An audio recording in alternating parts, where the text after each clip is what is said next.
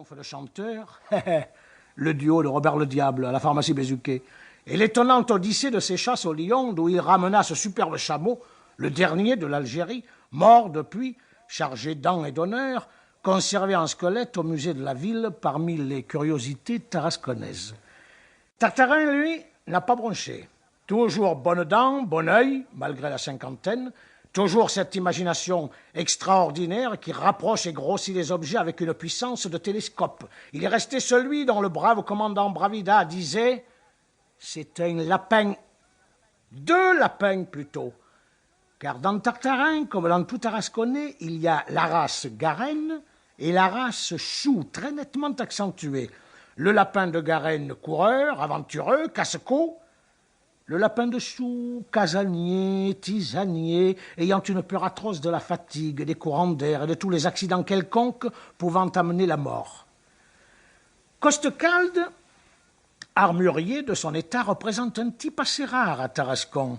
L'envie, la basse et méchante envie, visible à un pli mauvais de ses lèvres minces et à une espèce de buée jaune qui lui monte du foie par bouffées, enfume sa large face rasée et régulière, au méplat fripé, meurtri comme à coups de marteau, pareil à une ancienne médaille de Tibère ou de Caracalla.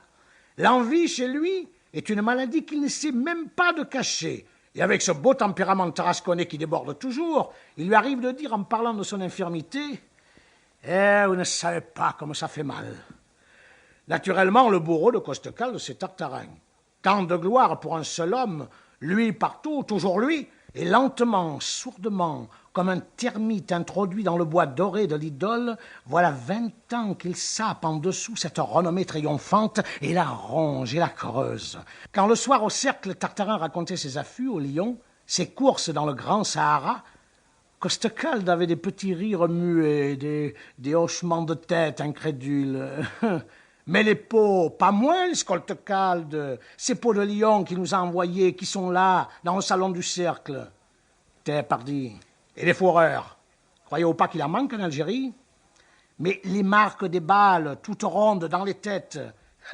Et autrement, est-ce qu'au temps de la chasse aux casquettes, on ne trouvait pas chez nos chapeliers des casquettes trouées de plomb et déchiquetées pour les tireurs maladroits?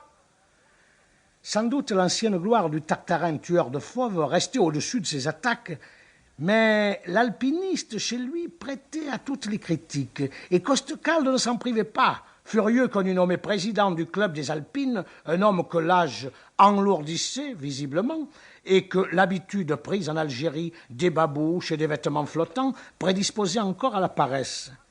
Rarement, en effet, Tartarin prenait part aux ascensions. Il se contentait de les accompagner de ses vœux et de lire en grande séance, avec des roulements d'yeux et des intonations à faire pâlir les dames, les tragiques comptes rendus des expéditions. Costecalde, au contraire, sec, nerveux, la jambe de coq, comme on l'appelait, grimpait toujours en tête. Il avait fait les Alpines une par une, planté sur les cimes inaccessibles le drapeau du club, la tarasque étoilée d'argent. Et pourtant, il n'était que vice-président. VPCA. Mais il travaillait si bien la place qu'aux élections prochaines, évidemment, Tartarin sauterait.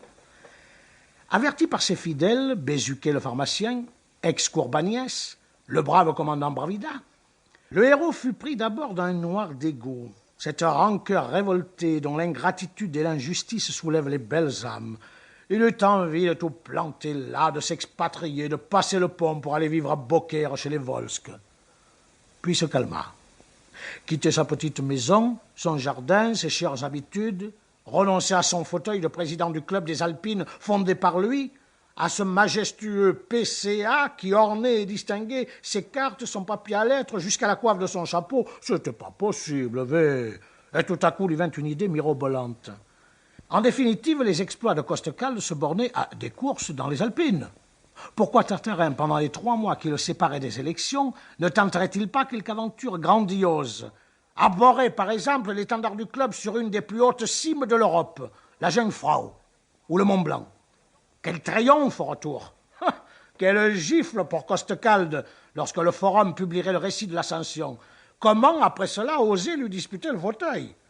Tout de suite, il se mit à l'œuvre, fit venir secrètement de Paris une foule d'ouvrages spéciaux, les escalades de Wimper, les glaciers de Tyndall, le Mont Blanc de Stephen Darve, Pour continuer à écouter ce livre audio gratuitement, cliquez sur le lien dans la description et vous pourrez l'écouter en entier sans frais grâce à l'essai de 30 jours d'Audible.